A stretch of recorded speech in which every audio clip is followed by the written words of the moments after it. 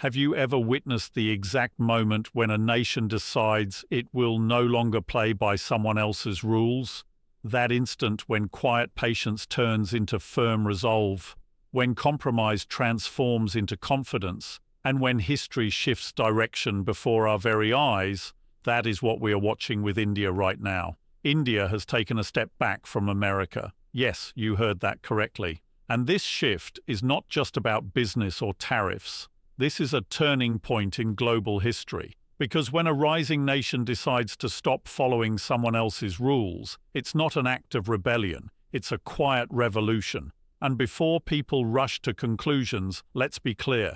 This is not about anger, hostility, or some sudden emotional reaction. It is the outcome of years of imbalance, of unequal arrangements, of silent compromises, where one side carried more of the load than the other. And India has decided it will no longer bear that unfair weight. So pay attention, because we're going to break this down step by step. By the end of this, you'll see that this is not India walking away. This is India standing firm. It's not propaganda, not some burst of nationalism. It is history, evidence, logic, and strength. And I will take you through the reasons India changed direction, what pushed this move, and how it will transform not only India's path, but also America's position and the very design of the global order. Let's begin with an uncomfortable fact. The trade between India and the US was never balanced. Let's admit this openly. What we are witnessing today didn't appear overnight. It was built up over many decades, quietly piling up beneath the surface, creating pressure that was never addressed. It was a subject rarely discussed openly because it was too sensitive, too inconvenient. But when you peel away the surface, what you discover is a structure based on inequality. On the outside, it looked as if both sides were gaining. But in truth, it was one-sided. The United States dominated the high-value areas, advanced technology, expensive medicines, and weapons. India, on the other hand, was kept in the role of supplier, sending raw material, providing cheap labor, and exporting low-profit goods. One side sent fighter jets and patented drugs. The other exported cotton and generic tablets. People called it trade, but in reality it was a hierarchy, not equality. India remained in this role for many years because it didn't have much choice.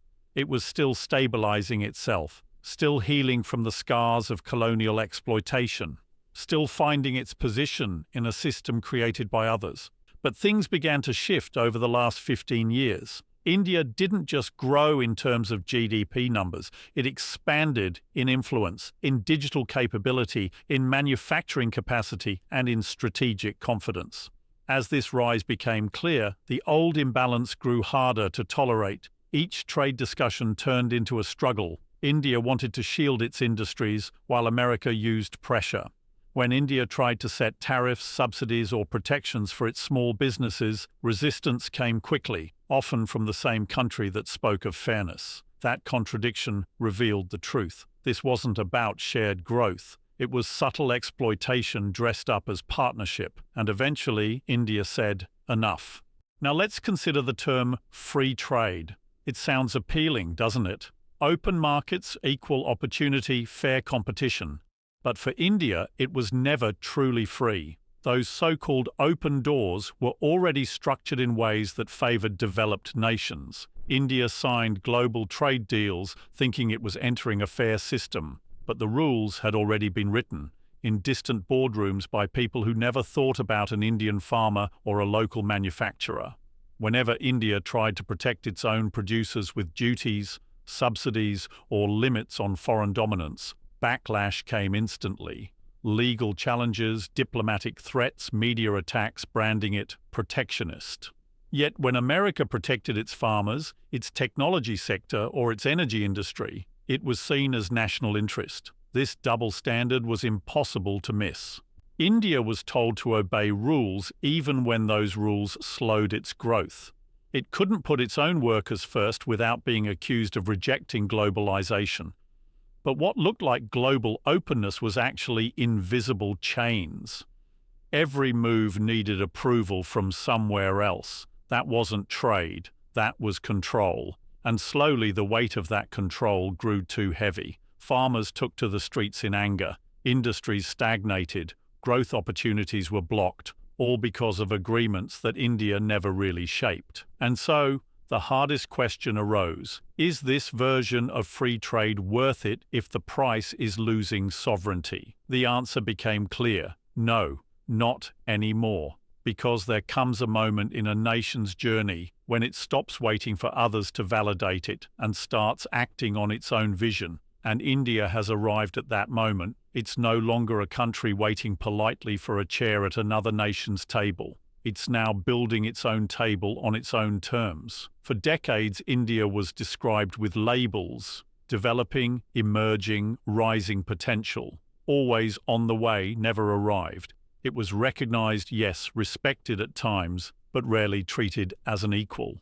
Western perspectives often carried subtle arrogance, looking at India through the lens of aid, dependence, and charity.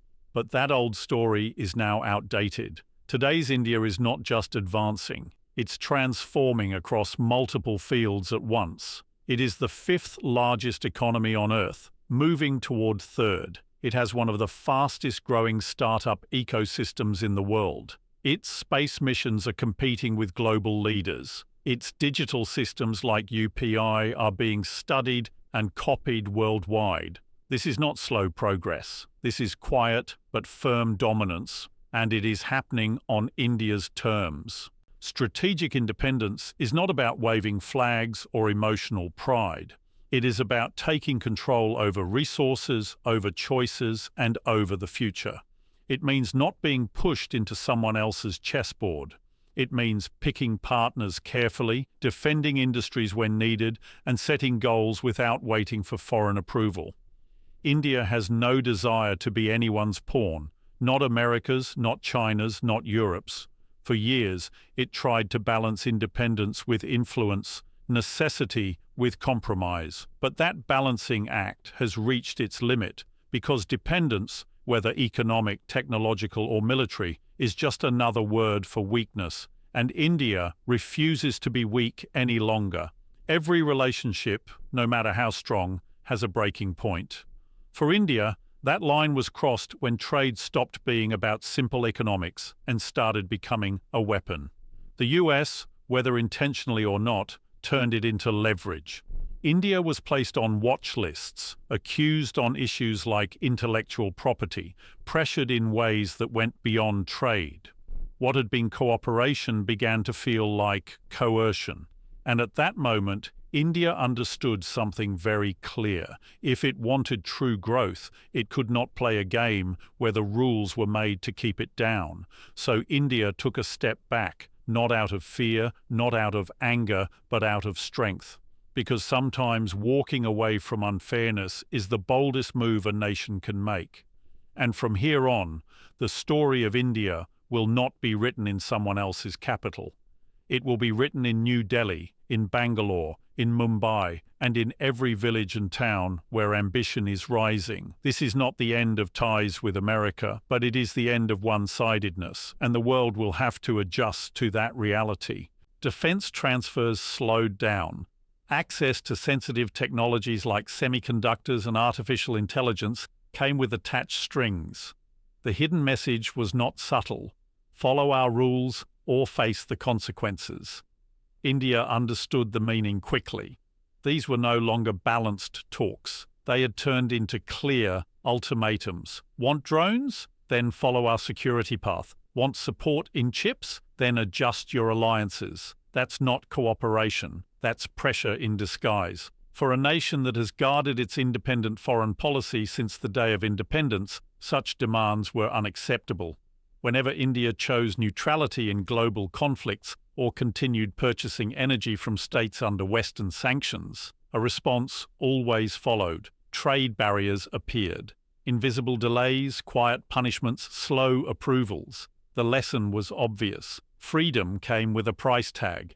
India realized this kind of dependency was dangerous. It couldn't build its long-term future around a partner that would shut doors the moment New Delhi exercised its own choice. And this wasn't a case of overthinking. Other countries had already felt the same treatment before. Economic pressure dressed up as policy. India watched those examples closely and made its decision. The breaking point wasn't one tariff or some new ban, it was the awareness that dependence breeds weakness, and weakness doesn't match India's spirit. This is a nation built on resilience and determination, and it won't let itself be tied down again. That's why the change didn't happen suddenly, but with care, calculation, and planning. India didn't storm out recklessly. It rebuilt its approach piece by piece because the old idea that India couldn't grow without American trade was outdated. The truth today is that India has choices, and it is finally using them. Instead of shrinking, India's place in global trade is expanding, only not along the same old Western lanes. Now, India is deepening its partnership with BRICS members like Brazil, Russia, China, and South Africa. It is strengthening its reach across Africa, Southeast Asia, and Latin America. It is trying local currency settlements to reduce dollar dependence, building new pipelines of trade beyond the traditional ones. It is spreading out, securing space, and reducing risks by not leaning too heavily on one direction.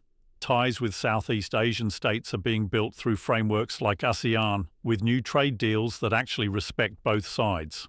Africa, which the West overlooked for decades, is now becoming one of India's most important partners in medicine, infrastructure, and education. Even Latin America is being explored more seriously, opening new markets that are hungry for change and alternatives. This shift isn't just practical, it's powerful. It gives India bargaining power, adaptability, and the strength to absorb global shocks. If one route slows down, another rises. Unlike before, India no longer has to wait for a green light from Washington before it acts. It can move on its own clock, on its own rules, with partners that believe in respect rather than control. And make no mistake, big companies aren't abandoning India. From Apple to Tesla to Google, the major global players still see India as the next huge growth hub. No matter the noise about US trade, supply chains are moving here, factories are opening, data centers are being built. India isn't cutting itself off. It is standing firmly as one of the new centers of global growth. The reality is that India didn't end trade. It redirected it. It shifted away from one-sided dependence and toward genuine opportunity. And that move alone has made the world pay attention. Because when a nation reduces its distance from a superpower yet continues to thrive, the question naturally comes up.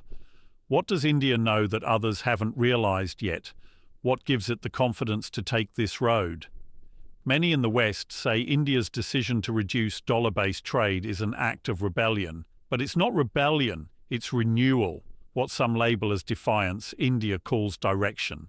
This shift didn't come from pride or for headlines. It came from a need to shape its own destiny, to move from silent participant to active decision-maker. For decades, others told India where to expand, how to invest, and what role it should play in the world order. But now, India is writing its own playbook. That's the truth many hesitate to admit. And here's the uncomfortable reality. When a country chooses itself over outdated systems, broken deals, and unfair partnerships, it disturbs the balance. It unsettles those who gained the most from the imbalance. And that's exactly what India is doing, challenging the assumption that it will always walk behind someone else.